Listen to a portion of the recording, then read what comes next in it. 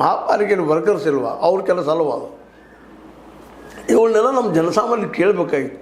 ಸರ್ದಾರ್ ಸ್ಕೂಲ್ದಲ್ಲಿನೋ ಇವತ್ತಿನೂ ಸರ್ಕಾರದ ಈ ನಮ್ಮ ಏನಪ್ಪ ಅಲ್ಲಿ ಡಿ ಸಿ ಅಥವಾ ಇನ್ನುಳಿದವರು ಎಚ್ಚರಗೊಂಡು ಎಲ್ಲ ಫ್ಲೆಕ್ಸು ಅದು ಇದು ಎಲ್ಲ ಇವತ್ತು ಕೆತ್ತು ಹಾಕ್ತಾ ಇದ್ದಾರೆ.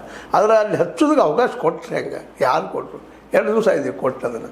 ಅದರ ಬಗ್ಗೆನೂ ಸಹಿತ ಇವತ್ತು ಎನ್ಕ್ವೈರಿ ಆಗಬೇಕಾಗಿದೆ. ಕೇವಲ ಅಷ್ಟು ದಿಟ್ಟವಾಗಿ ಮಾತಾಡ್ತಾರಪ್ಪ ಅಂದ್ರೆ ಹಿಂದೊಬ್ರು ಯಾರೋ ಇದ್ದಾರೆ, ಅದು ಯಾವುದೇ ಸರ್ಕಾರದ ಬೆಂಬಲ ಇರ್ಬೋದು ಅಥವಾ ಅಲ್ಲಿ ಲೋಕಲ್ ಆಡಳಿತದ ಬೆಂಬಲ ಇರ್ಬೋದು.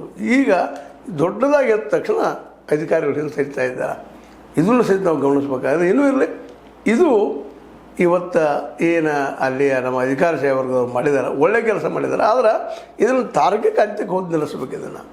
ಇದನ್ನು ತನಿಖೆ ಮಾಡಿ ಇದರಿಂದಂಥವ್ರು ಯಾರು, ಎಲ್ಲಿ ದುಡ್ಡದು 4,500 ಕೋಟಿ ರೂಪಾಯಿ ಯಾರು ಅವು ಯಾರಿಂದ ತೆಗೆದುಕೊಂಡಾರ, ಅದರಲ್ಲಿ ತೆಗೆದುಕೊಂಡ ಯಾರು ಹಾಕಿದಾರ ಅವ್ರಿಗೆ ಮುಟ್ಟಿಸುವಂಥ ಕೆಲಸದ ಈ ಸಂದರ್ಭ ಆಗಬೇಕಾಗಿದೆ. ಅನ್ಯಾಯಕ್ಕೊಳಗಂಥ ಜನರ ದುಡ್ಡನ್ನು ಅವ್ರಿಗೆ ವಾಪಸ್ ಮಾಡಿಸ್ಬೇಕಾಗಿದೆ. ಗುರುತರವಾದ ಜವಾಬ್ದಾರಿನ ನಮ್ಮ ಆಡಳಿತದವರು, ಬೆಳಗಾವಿ ಜಿಲ್ಲೆ ಆಡಳಿತಗಾರ ಮಾಡ್ತಾರೆ ಅನ್ನೋಂಥ ವಿಶ್ವಾಸ ನಮಗದ. ಅದು ಮಾಡಲೇಬೇಕಾದಂಥ ಕೆಲಸ ನಾವು ಓದೋದು.